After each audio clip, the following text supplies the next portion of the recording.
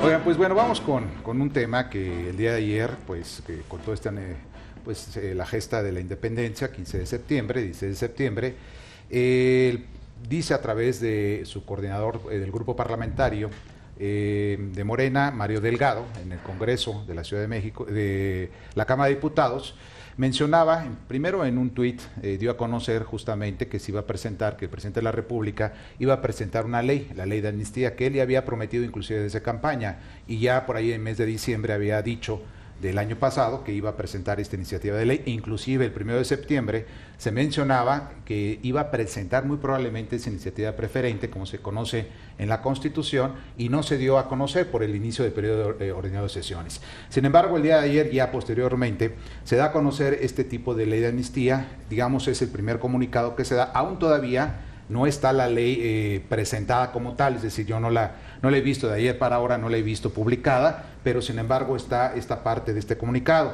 En principio, esta ley de amnistía, ¿no? ¿A quién va a beneficiar?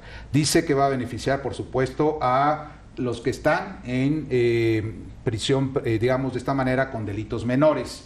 Quiere decir que no son los graves, y ahorita vamos a ver cuáles son los graves en esa otra parte. También, dentro de este comunicado, dice que es digamos, un antecedente histórico que fue justamente de los gobiernos de algunos estados, tiene esta tradición de indultar lo que ocurrió con presos cuya culpabilidad era dudosa en 1810, parte de esta gesta, baja la cuantía del daño que produjeron también, lo que observan también un comportamiento a quienes tuvieron un juicio injusto. Esto todo ocurre justamente en 1810 y un poco ese es el ejemplo que él quiere tomar en consideración con esta iniciativa del presidente de la República para que se dé esta característica. Ahí hay una cosa muy importante, Tere, que es la parte del indulto y de la amnistía, que son cosas diferentes, decía Mario Delgado, ¿no? Una cosa es el indulto, que de hecho hoy en la Constitución Política de los Estados Unidos Mexicanos es una facultad expresa que tiene el presidente de la República para poder indultar, pero hay diferencia entre lo que es un indulto y lo que es la amnistía en este proceso. Claro. Entonces va sobre todo a hacer la amnistía porque dice en parte de este comunicado que va justamente a darse como responsabilidad del Poder Legislativo, es decir, hacer la ley en este caso y que no sea un decreto, digamos de esta manera, constitucional por parte del presidente de la República que lo firme la amnistía, ¿no? Entonces, está así un poco el proceso en ese sentido. ¿Y a dónde va a beneficiar? Va, dice en concreto, muy rápidamente, se los digo, dice el comunicado, a jóvenes relacionados con delitos contra la salud, ya sea porque son consumidores acusados de narcomenudeo o porque se vieron obligados a participar en hechos ilícitos frente a su situación de pobreza o bajo amenazas derivadas del fenómeno de la violencia, o bien a sentenciados por robo simple sin violencia. Es la primera parte, digamos, del comunicado que va en torno a esta ley de amnistía. Bueno, yo lo que vi hoy, y seguramente ustedes lo vieron también, es que la Comisión Nacional de Derechos Humanos, pues ya digamos, protestó o no se impugnó, como se dice correctamente, la ley de extinción. De dominio, la ley de extinción de dominio. Sí, de extinción de dominio. Pues por razones yo creo que muy válidas, porque lo que se está diciendo es que simplemente porque tú seas sujeto de una investigación penal, en ese momento pueden vender tus bienes. Tus bienes, así es. Entonces, pues eso me parece muy grave porque, o sea, no es cuando te dicten sentencia. Sino cuando inicia la investigación. Sino cuando inicia la investigación te pueden quitar los bienes. Ahora, la facultad de indultar solamente recae, tengo entendido, Bernardino, sí, como tú explicabas, en el presidente de la República, es una facultad expresa en la vamos a suponer que tú no eres culpable, que tú simplemente estás sujeto por sospecha a una investigación penal. Pues llega un señor, no sé quién lo hace, un juez o quién decide. Junto con la denuncia del Ministerio Público. Sí, junto con la denuncia, que todos tus bienes se van a vender. No solamente te los van a quitar, sino se van a vender. Entonces, en este supuesto, dentro de 6 meses el presidente te indulta, ¿sí? De todas maneras tus bienes ya los perdiste porque ya los vendiste y te regresan lo que ellos consideran que es correcto, digamos, de acuerdo a lo que tasó el avalúo catastral, como le llaman, el ¿no? avalúo catastral. Entonces, pues yo creo que sí está complicado, sobre todo para algunos delitos que no son graves. ¿Cuáles son los delitos en los que aplica?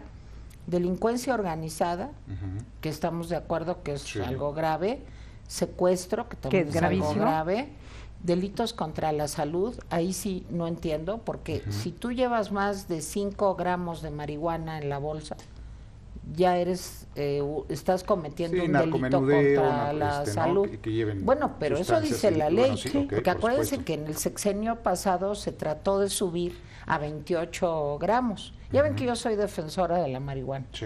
Entonces, se subió a 28 gramos y no se aprobó. El otro delito es trata de personas, también muy grave. Gravísimo. Hechos de corrupción, ahí sí, Bernardino, yo no entiendo. Enriquecimiento ilícito es parte de hechos ¿qué es un hecho de corrupción? Que un servidor público se enriquezca sin haberlo, digamos, comprobado que legalmente ese producto, el dinero, por ejemplo, bienes inmuebles, sea inclusive de su trabajo o puede ser inclusive también de una herencia, ¿no? Pero eso tiene que darse a conocer justamente a través de las declaraciones Bernardino, en esta parte, ¿no? En ese supuesto también entra la cuestión del tráfico de influencias y el nepotismo. Es que es enriquecimiento ilícito y ejercicio abusivo de funciones en corrupción, que es lo particular que dice dice la Constitución, que fueron reformas recientes al artículo 19 constitucional, justo lo que estás diciendo.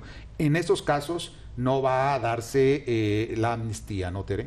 No, la amnistía no, pero la extinción de dominio. Bueno, sí, pero el ámbito de la amnistía ahorita es muy particular porque te dice ellos, ¿no? Dentro de esta propuesta inclusive, además, también a las personas que son, a las mujeres criminalizadas de aborto, por supuesto, en este caso. Bueno, pero en este caso ya por ejemplo, y los médicos o parteras que participen, ¿no? En estos casos también. Es decir, se tiene que revisar todo el expediente para ver y valorar justamente cómo se va a dar esta amnistía a las personas que están sujetas a un proceso, porque hay una característica muy importante. Hay personas que están sujetas a un proceso y hay personas ya sentenciadas y condenadas. Entonces, ¿cómo se va a dar esa ley de amnistía, ¿no? En esos efectos y en esas características, ¿no? Para evitarles responsabilidad penal y sobre todo extinguirles la pena, que es lo parte de la amnistía, ¿no?